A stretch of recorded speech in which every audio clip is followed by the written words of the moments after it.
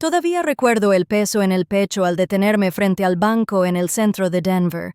El edificio parecía intimidante. Columnas imponentes, puertas de cristal pulido, escalones de mármol que conducían a una entrada que parecía demasiado imponente para alguien como yo. Mi abrigo estaba desgastado, con el dobladillo deshilachado tras tantos inviernos, y mis zapatos estaban desgastados. Sabía que me veía fuera de lugar. No era un mendigo, pero no era el tipo de cliente que la gente esperaba ver entrando en un lugar como este. Al subir los escalones, sentí la escalera al instante. El guardia de seguridad de la entrada, alto y de hombros anchos, me recorrió con la mirada, con una especie de juicio desdeñoso. Su placa decía Ethan Reynolds. Por un momento pensé que había asumido que me había equivocado de edificio. Su ceño fruncido lo decía todo. Respiré hondo, intenté calmar la voz y pregunté: «Disculpe, ¿podría indicarme dónde están las cajas de seguridad?» La pregunta lo pilló desprevenido. Parpadeó, se enderezó un poco y me miró de nuevo, como si intentara compensar mi pobre aspecto con la seguridad de mis palabras. No respondió de inmediato. En cambio, me observó un segundo más, como preguntándose si bromeaba. Pero no bromeaba. Tenía una llave en el bolso que mi madre me había dejado, una clave que apenas entendí. Ethan se aclaró la garganta. «Cajas de seguridad». Suavizó el tono, pero aún podía ver la duda en sus ojos. Finalmente, asintió rápidamente. «Necesitará hablar con el gerente de la sucursal. Por aquí». Lo seguí por el vestíbulo. El sonido de mis zapatos desgastados resonaba en el suelo de mármol. El banco estaba impecable. Mostradores con detalles dorados, paneles de madera pulida, clientes con trajes a medida susurrando en voz baja. Me vi reflejado en una de las paredes de cristal y casi me doy la vuelta. No pertenecía aquí. Ethan se detuvo frente a una pesada puerta de roble, llamó una vez y la abrió. Dentro había un hombre sentado tras un amplio escritorio, con la corbata perfectamente anudada, expresión adusta y una placa con el nombre de Charles Whitaker. Charles me miró y torció la comisura de sus labios, entre diversión y desprecio. «Sí, ¿qué necesitas exactamente?» Su voz destilaba burla, de esas reservadas para la gente a la que no tomaba en serio. Se me humedecieron las palmas de las manos. Aún así, me obligué a mirarlo a los ojos. «Necesito acceder a una de las cajas de seguridad. Soy Olivia Parker. Mi madre me dejó esta llave antes de morir. Caja número 12. Se recostó en su silla, arqueando las cejas. «Qué extraño. No recuerdo haberte visto nunca entre nuestros clientes». Su mirada recorrió mi ropa, haciéndome sentir aún más pequeña de lo que ya me sentía. Tragué saliva con dificultad, metí la mano en el bolso y saqué la pequeña llave de latón que me había estado quemando la mente desde el día en que falleció mi madre. Mi voz se tranquilizó. «Tengo la llave». Caja número 12. Por primera vez, su expresión de suficiencia flaqueó. Charles se inclinó hacia adelante, con los ojos entrecerrados al ver la llave en mi mano. No dijo nada durante un largo rato, y en ese silencio sentí que el aire se volvía más denso, como si algo importante acabara de cambiar. Charles Whitaker me condujo a través de unas pesadas puertas hacia la zona segura del banco. El aire cambió al instante, más fresco, más silencioso, casi sofocante con su silencio. Cada paso resonaba contra las paredes de acero, y con cada clic de una cerradura al abrirse, sentía una opresión en el pecho. Ethan me seguía unos pasos atrás, con una presencia firme, aunque su expresión permanecía indescifrable. Pasamos por varios controles hasta llegar a las filas de cajas de depósito, cada una alineada como soldados esperando. Charles se detuvo frente a la número 12, rozando con los dedos los dígitos grabados. «Qué raro», murmuró casi para sí mismo. «Esta no la han tocado en años». Se giró hacia mí, visiblemente aún escéptico, pero me ofreció la mano. La llave. Me temblaban los dedos al sacarlo de nuevo. De repente, Esa diminuta pieza de latón me pareció más pesada que el oro. La introduje en la cerradura y, por un instante, pensé que no encajaría, que tal vez todo había sido un error. Pero entonces, con un leve clic, el mecanismo giró. El corazón me latía tan fuerte que pensé que me iba a romper las costillas. Abrí la pequeña puerta y dentro reposaba un solo objeto.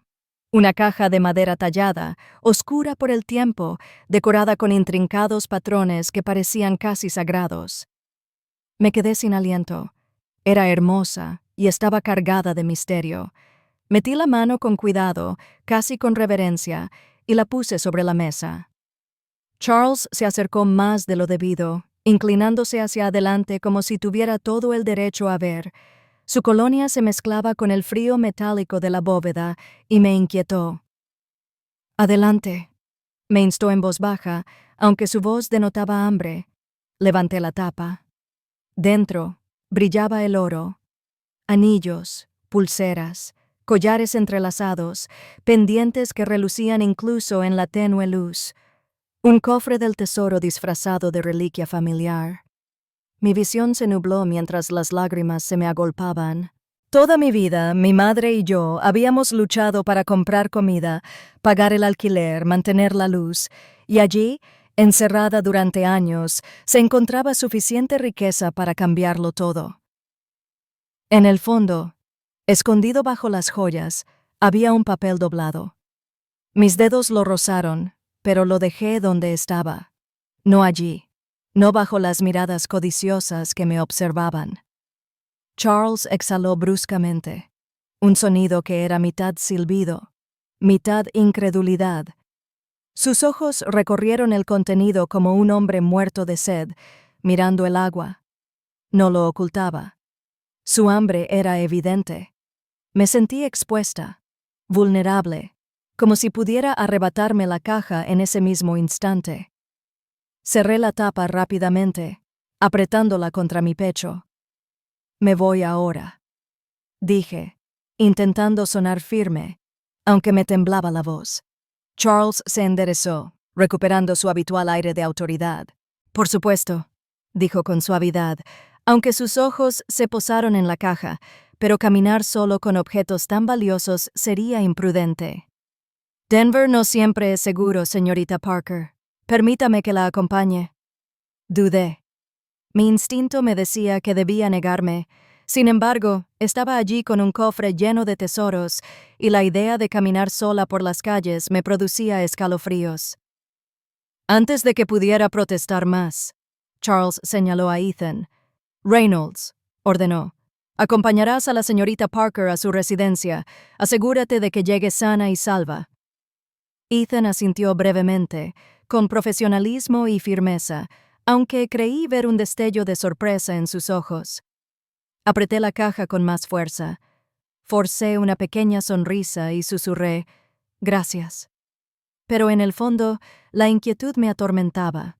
No podía quitarme la sensación de que la amabilidad de Charles Whittaker tenía poco que ver con mi seguridad y mucho que ver con el tesoro que ahora tenía en mis manos.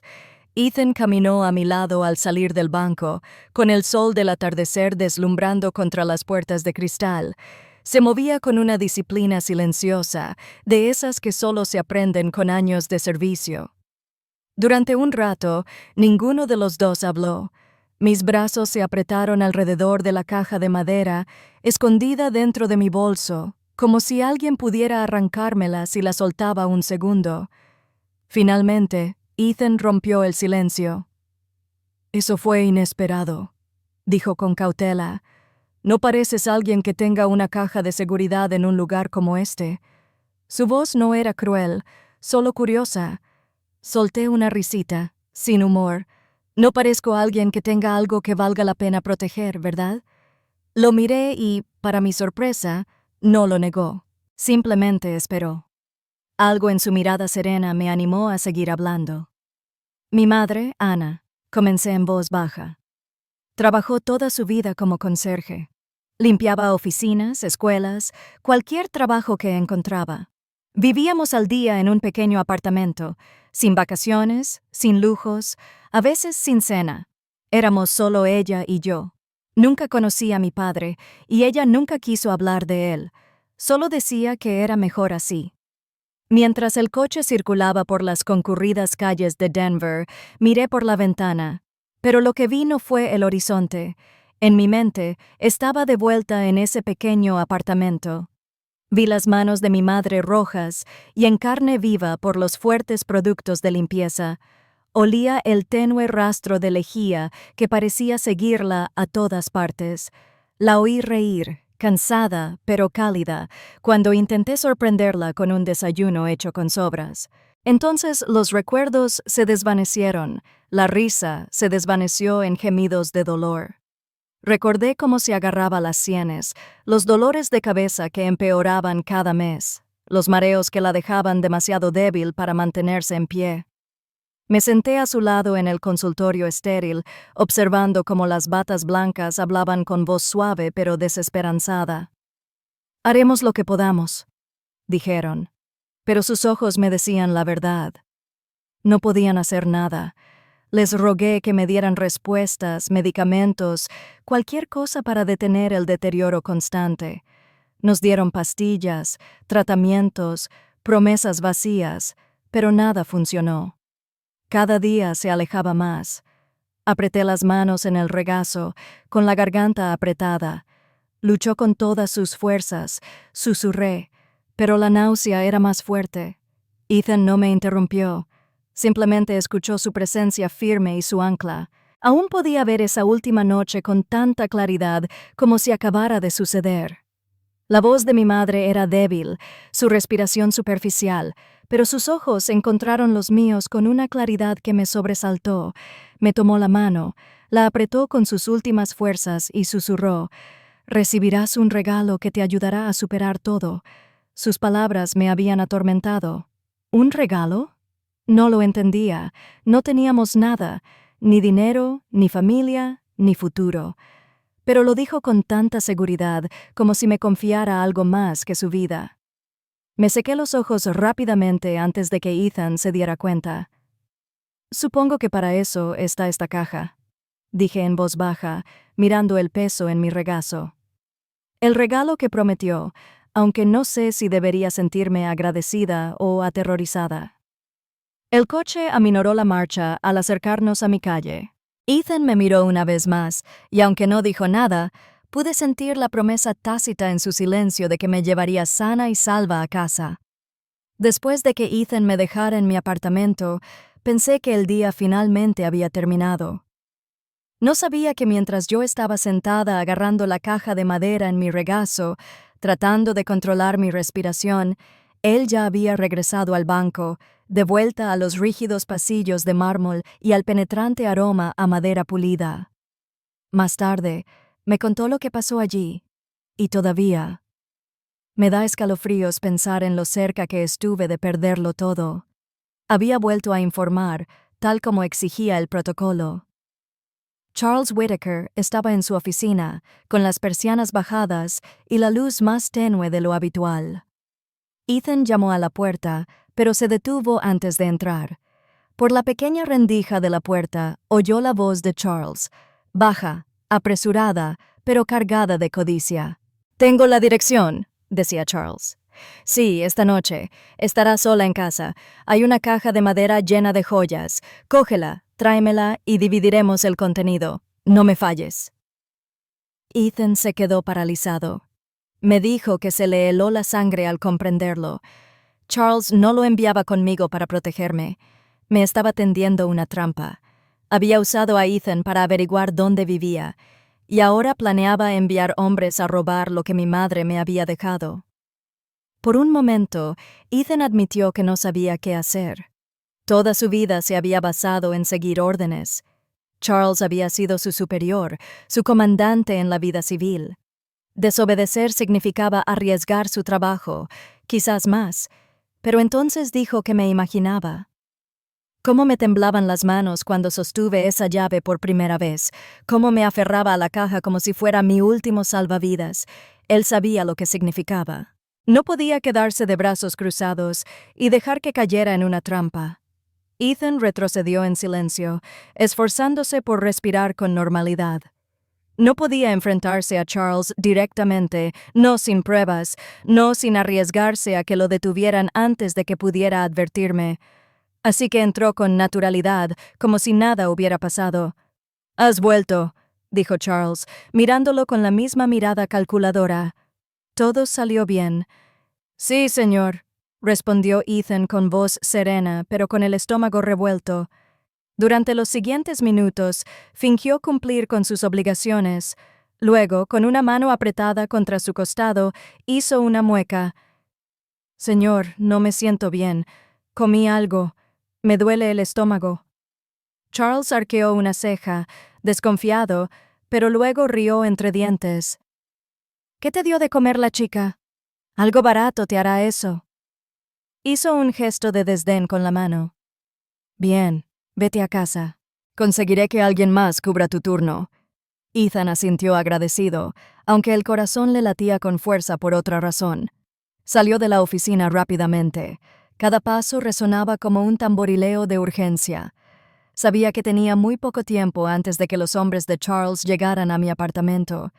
Tenía que llegar a mí primero. Esa noche pensé que por fin estaba a salvo. Coloqué la caja de madera sobre una mesita en mi sala y me quedé mirándola fijamente, mientras el silencio de mi apartamento me oprimía. Ni siquiera me había atrevido a abrir la nota. Mi mente se llenaba de preguntas, de miedo, de una extraña emoción por lo que mi madre había ocultado todos estos años. Entonces, justo cuando iba a coger un vaso de agua, lo oí. El leve roce de metal contra metal en mi puerta. Al principio, me dije que no era nada. Un edificio viejo como el mío siempre hacía ruido.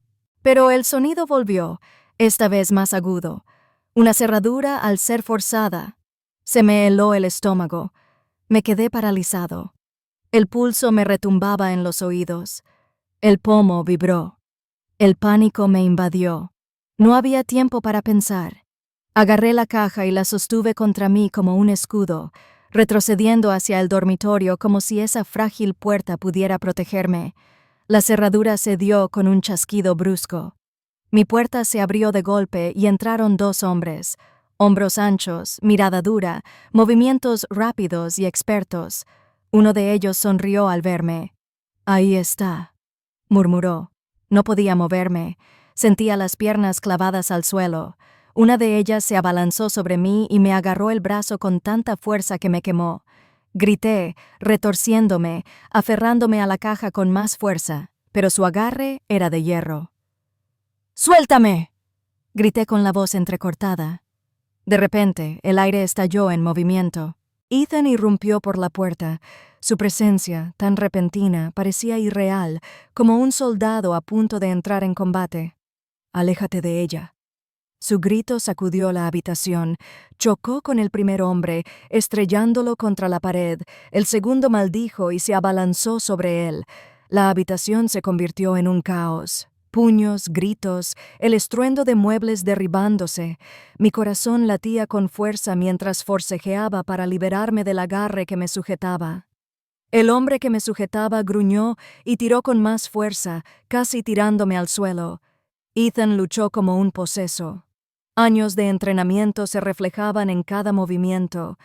Derribó a un atacante con un golpe fuerte y luego se volvió hacia el que me sujetaba. Por un breve instante, sentí esperanza hasta que el destello de una pistola me llamó la atención. El hombre me apartó a un lado y disparó. El sonido estalló en el pequeño apartamento, ensordecedor, y Ethan se tambaleó hacia atrás, agarrándose el hombro. Grité su nombre corriendo hacia él, pero negó con la cabeza, apretando los dientes, negándose a caer.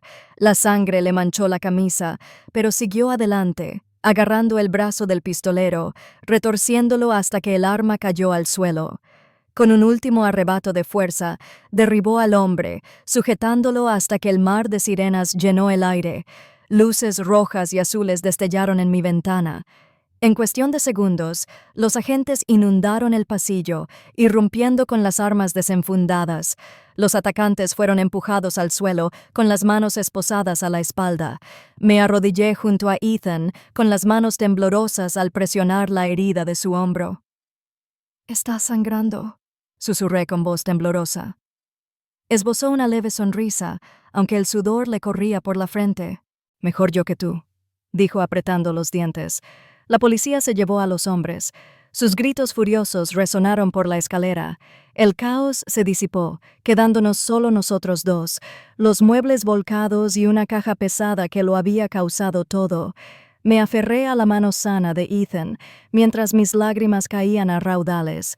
Entonces comprendí que, fueran cuales fueran los secretos que mi madre me había dejado, casi me habían costado la vida. Y de no haber sido por Ethan, lo habrían hecho. Después de que la policía se fue y el apartamento volvió a quedar en silencio, me senté entre los escombros con la caja de madera frente a mí. Mis muebles estaban volcados, los cristales se rompían en el suelo y las paredes aún parecían vibrar por el eco de los disparos. Mis manos no dejaban de temblar. Seguía oyendo el chasquido de la cerradura, el golpe de la puerta, el gemido de Ethan cuando la bala lo alcanzó. Miré la caja como si estuviera viva, como si pudiera atacarme como lo habían hecho esos hombres. Apenas unas horas antes, me había parecido un milagro, un tesoro que podía cambiarlo todo. Ahora parecía una maldición. El secreto de mi madre casi me había costado la vida, y sin embargo, de no haber sido por Ethan, lo habría hecho. Pensarlo me oprimió el pecho. Me llevé una mano al corazón, susurrando un silencioso agradecimiento por él, por su valentía, por el hecho de que aún respiraba. Pero la caja seguía allí, su peso tirando de mí como una cadena. Me obligué a abrirla de nuevo. El brillo del oro casi se burlaba de mí. Rocé los anillos y collares, con dedos temblorosos, hasta que aterrizaron en el papel doblado que había visto antes. Lo saqué con cuidado, como si fuera a desintegrarse en mis manos. El papel estaba amarillento por los bordes, arrugado por años de estar guardado. La letra de mi madre se curvaba sobre él, firme pero apresurada. No había mucho escrito, solo una dirección en Aspen, Colorado, y un número de teléfono. Al final, en su mano, una breve línea. Siempre puedes recurrir a ellos. Lo leí una y otra vez, y las palabras se me hundían cada vez más. ¿Quiénes eran? ¿Por qué nunca me lo había mencionado cuando vivía? Todas esas noches que comimos ramen a la luz de las velas porque se fue la luz. ¿Por qué no recurrió a estas personas entonces? ¿Por qué me dejó en la oscuridad hasta después de su muerte? La frustración me invadió, mezclada con el dolor.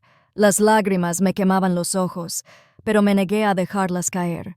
En cambio, aplasté la nota contra la mesa, mirando la dirección como si pudiera responderme. Aspen, un lugar que solo había visto en postales y televisión, montañas cubiertas de nieve y casas que valían más de lo que jamás podría imaginar. Me quedé allí sentado durante lo que parecieron horas, con el joyero brillando a mi lado y la nota pesada en la mano. Una parte de mí quería guardarlo todo dentro, cerrarlo con llave y olvidar que existía. Pero no podía. Mi madre no lo había dejado por accidente. Quería que lo encontrara. Quería que me fuera. Respiré entrecortadamente, doblé la nota y la guardé en el bolsillo.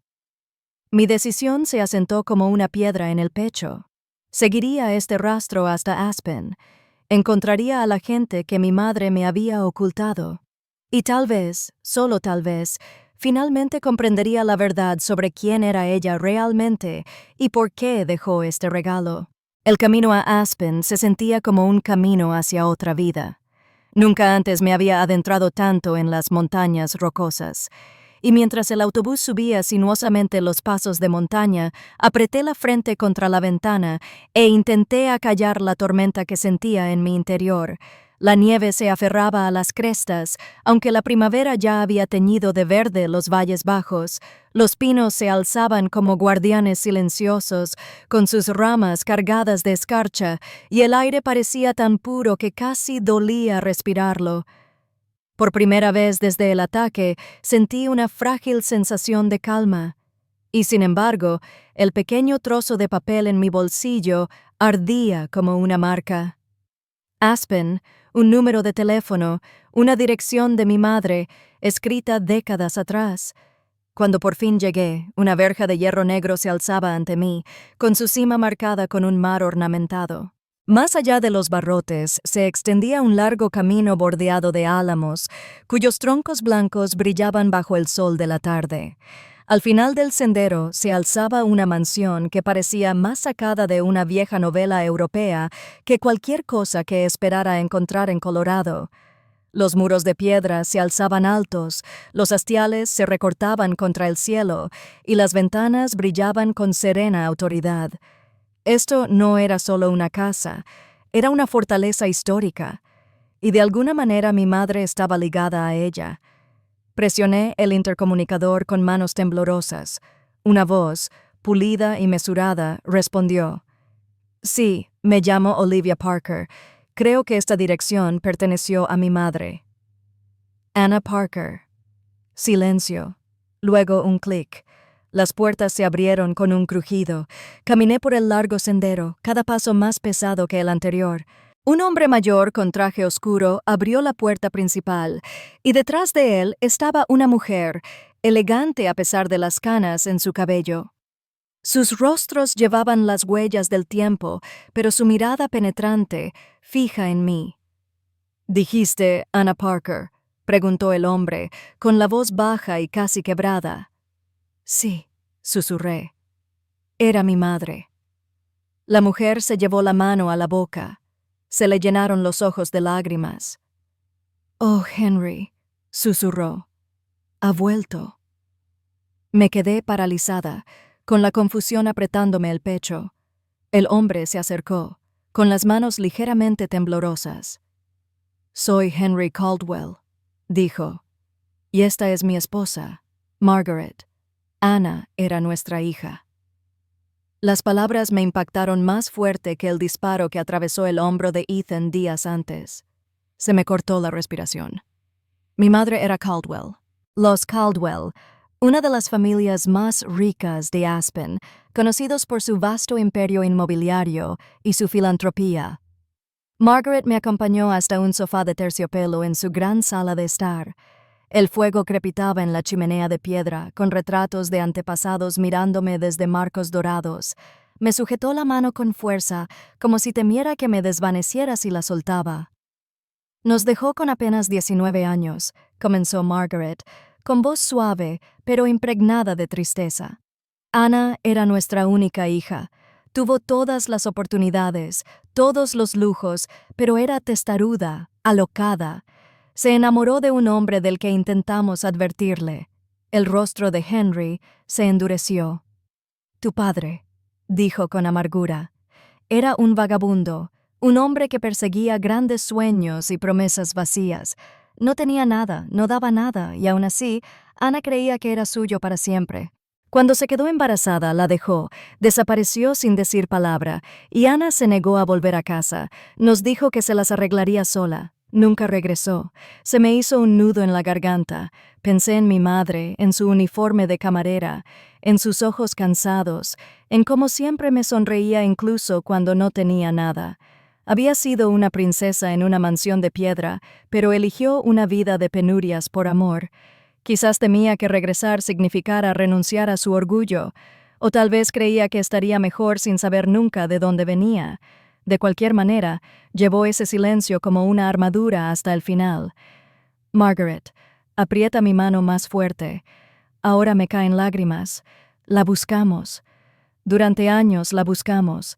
Entonces llegaron las noticias. Murió. Enterramos un ataúd vacío. Creímos que nuestro linaje había terminado ese día. Pero ahora, Olivia, estás aquí. Eres la prueba de que ella vivió. La prueba de que trajo su amor al mundo». Miré sus rostros, rostros que reflejaban fragmentos del de mi madre. Vi sus pómulos en Margaret, su mirada en Henry. Mi mundo dio un vuelco. No era solo la hija de una camarera con dificultades, era una Caldwell de sangre, una nieta con una fortuna y un legado. Pero la revelación no fue un consuelo. Al contrario, despertó un dolor más profundo. Mi madre había soportado el peso del exilio, del amor traicionado, de la pobreza y la supervivencia, mientras esta mansión se alzaba en su grandeza intacta. Podría haber tenido calidez, seguridad, familia. Sin embargo, la dejaron marchitarse en silencio. Margaret me tocó la mejilla. Quédate con nosotros, Olivia. Déjanos conocerte. Honremos a Ana a través de ti. Y mientras la luz del fuego se reflejaba en las paredes, comprendí que mi viaje al pasado de mi madre apenas comenzaba. Cuando Henry y Margaret me abrieron los brazos, no lo dudé. Me dejé llevar por sus brazos, y por primera vez en mi vida sentí algo con lo que solo había soñado: un ancla, una familia que me quería. Sus hombros se estremecían al llorar, sus lágrimas me mojaban el pelo. Y me di cuenta de que no solo lloraban por mi madre, lloraban por los años perdidos, por el silencio que se había prolongado demasiado, por la oportunidad que tuvieron de dejar escapar. «Lo siento mucho», susurró Margaret contra mi mejilla, con la voz temblorosa. Creíamos que la estábamos protegiendo, creíamos que volvería cuando estuviera lista, pero nunca lo hizo, y ahora se ha ido. Le agarré las manos, frágiles y temblorosas, y por una vez no era yo quien buscaba consuelo. «Ella nunca te odió», le dije en voz baja. Solo quería elegir por sí misma. Quería amar con libertad, aunque eso la destrozara. Cargó con ese amor hasta el final. Henry se secó los ojos, su fuerte figura se encorvó por la edad y la culpa. Deberíamos haberla perseguido, deberíamos haber perdonado en lugar de dejar que el orgullo ganara. Perdimos a nuestra hija por eso, y ahora casi te perdemos a ti también. Esa noche insistieron en llevarme al cementerio. La nieve cubría el suelo en delicadas capas, y el cielo sobre las montañas era de un azul intenso y aterciopelado, salpicado de estrellas. Caminé entre ellos, abrazados a los suyos, y por una vez no me sentí solo en mi dolor. Ante la tumba de mi madre, una sencilla lápida marcada con su nombre. Caí de rodillas. Mis manos rozaron el frío granito y las lágrimas me nublaron la vista. «Mamá», susurré, con la voz entrecortada en el aire helado, «los encontré. Encontré a la familia que dejaste atrás, y aún te quieren». Margaret se arrodilló a mi lado, con sollozos apagados y entrecortados. «Ana, perdónanos», le dijo a la piedra. «Deberíamos haberte abrazado en lugar de alejarte. Debimos haberte apoyado pase lo que pase, pero fallamos y llevaremos ese fracaso a nuestras tumbas». Henry también puso una mano sobre la lápida. Sus grandes dedos temblaban. «Descansa ahora, hija. Tu hija está a salvo. La cuidaremos. Haremos lo que no pudimos hacer por ti». Los tres nos quedamos allí en silencio, con el aliento humeando en la fría noche, y nuestro dolor mezclándose. Por primera vez, mi dolor se sintió más ligero, compartido. Ya no lo soportaba solo. Cuando por fin regresamos a su casa, Margaret me tomó la cara entre las manos como si temiera que desapareciera. «Ahora también eres nuestra», dijo con firmeza. «No como un reemplazo, no como una sombra de tu madre, sino como Olivia, como nuestra nieta». La palabra me impactó como una campana que resonaba en mi interior. Nieta, familia, pertenencia. Asentí, incapaz de hablar por el nudo en la garganta. Por primera vez en años, sentí raíces, un lugar donde crecer, un círculo que jamás me alejaría. Esa noche, en la calidez de su hogar, volví a llorar, pero no de miedo, no de soledad. Eran lágrimas de sanación, de algo roto hace mucho tiempo que comenzaba a recomponerse, y en lo más profundo de mi corazón sabía que mi madre me observaba, con su espíritu finalmente en paz. Al regresar al hospital, el aroma estéril del antiséptico me golpeó como un recuerdo. Ethan estaba sentado erguido en su cama, pálido pero sonriendo al verme. Por primera vez en días, el dolor no oscurecía sus ojos. «Volviste», susurró, y sentí una opresión en el pecho. Quería decirle, claro que volví, que no había ningún otro lugar en el mundo donde perteneciera más que aquí, a su lado. En cambio, simplemente me senté y dejé mi mano sobre la suya. El silencio entre nosotros lo decía todo. Los días siguientes se desdibujaron en un ritmo constante. Le llevaba libros y él bromeaba sobre mi gusto por las novelas. Caminamos lentamente juntos por el jardín del hospital, con el brazo aún débil, pero su espíritu inquebrantable. El médico dijo que la bala no había alcanzado ninguna arteria vital, pero el dolor seguía siendo constante. Lo llevó con calma, sin quejarse ni una sola vez. Había algo sanador en esos paseos, la luz del atardecer filtrándose sobre los bancos, el crujido de las hojas sobre nosotros. Cada paso era una prueba de que la vida podía empezar de nuevo, incluso después de la traición y el miedo. Una noche, me sorprendió al preguntarme, ¿te gustaría conocer a mis padres? Dudé, temerosa de entrar en un mundo donde todavía me sentía como una extraña. Pero cuando su madre y su padre entraron en la habitación, su calidez me desarmó al instante. Su madre me abrazó como si me conociera de toda la vida, y su padre me estrechó la mano con fuerza, agradeciéndome por quedarme al lado de Ethan. Para alguien que había crecido creyendo que no tenía familia, la aceptación en sus ojos fue como un regalo que no supe cómo recibir. En los momentos de tranquilidad, me encontraba observando a Ethan más de lo debido. La forma en que ladeaba la cabeza cuando sentía curiosidad, la forma en que su risa se prolongaba un segundo de más. Todo se sentía peligrosamente cercano a algo que alguna vez creí no tener permitido sentir. Amor. Se adentraba lentamente, no con fuego, sino con una calidez constante, hasta que ya no pude fingir que no estaba allí. Fuera del hospital se hacía justicia. Charles Whitaker, el hombre que intentó venderme por avaricia, finalmente fue arrestado. Su nombre apareció en todos los titulares de los periódicos. La historia de su traición se extendió como la pólvora. La policía descubrió grabaciones telefónicas entre él y los atacantes, detallando el plan para robarme. La evidencia era irrefutable. Durante semanas viví bajo la sombra de sus amenazas, pero ahora la pesadilla terminaba. Estaba a la espera de juicio, despojado de su cargo y reputación, mientras el banco lo reemplazaba por alguien mucho más confiable. Por primera vez en mucho tiempo, podía respirar sin miedo. A Ethan, mientras tanto, le ofrecieron un ascenso. Su valentía durante el robo y su rapidez de reacción, incluso herido, no habían pasado desapercibidas. Iba a ser el nuevo jefe de seguridad, un puesto de respeto, acorde con su silenciosa fortaleza. Vi el orgullo en los ojos de sus padres cuando llegó la carta, pero lo que más me conmovió fue su humildad. «Solo hice lo que cualquiera debería haber hecho», me dijo, y supe entonces que nunca se vería como yo lo veía, como un hombre cuyo coraje había cambiado el rumbo de mi vida. La última noche antes de que le dieran de alta, nos sentamos juntos bajo el viejo roble del hospital.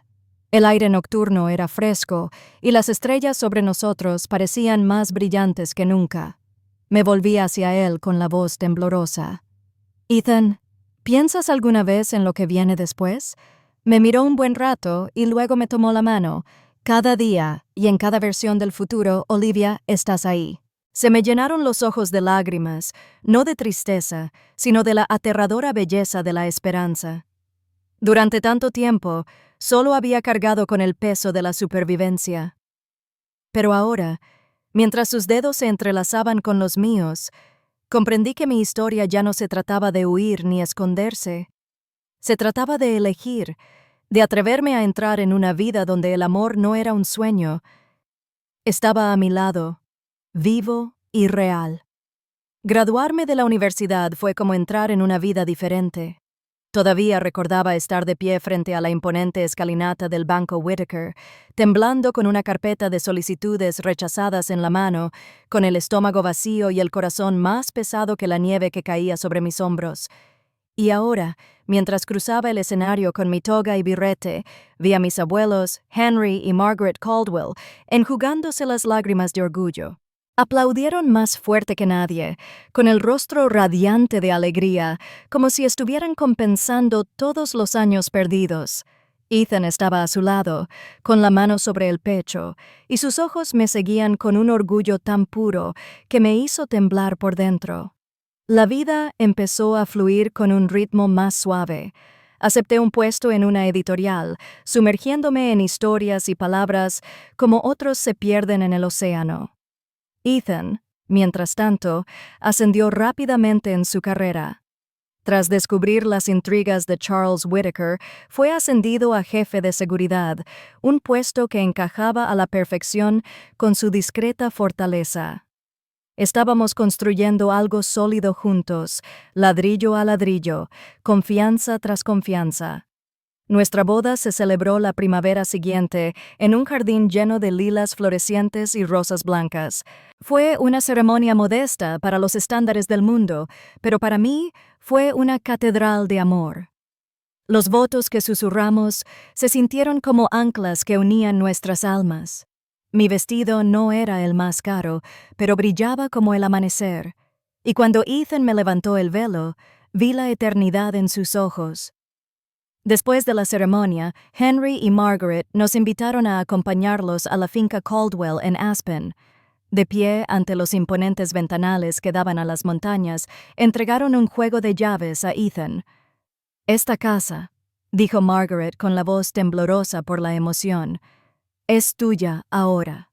Fue concebida para albergar a la familia, la alegría y los nuevos comienzos. Queremos que sea tu hogar». Solo pude sollozar al abrazarlos, porque no era solo un regalo de ladrillos y mármol, era un símbolo de perdón, redención y pertenencia. Poco después de descubrir que estaba embarazada, en el momento en que el médico lo confirmó, sentí como si la tierra misma se moviera bajo mis pies. Ethan me alzó en sus brazos, haciéndome girar por la sala de estar de nuestro nuevo hogar, mientras Henry y Margaret lloraban a mares, con las manos temblorosas de alegría. No se trataba solo de un bebé, se trataba de la continuidad, de sanar un linaje roto, de amor, de encontrar la manera de florecer donde antes llovía dolor. A medida que mi vientre crecía, Ethan me pegaba la oreja, susurrándome promesas de protección y cuentos para la vida que traíamos al mundo. Los Caldwell nos colmaban de cariño, tejiendo mantitas, preparando la habitación del bebé y llenando nuestro hogar de risas.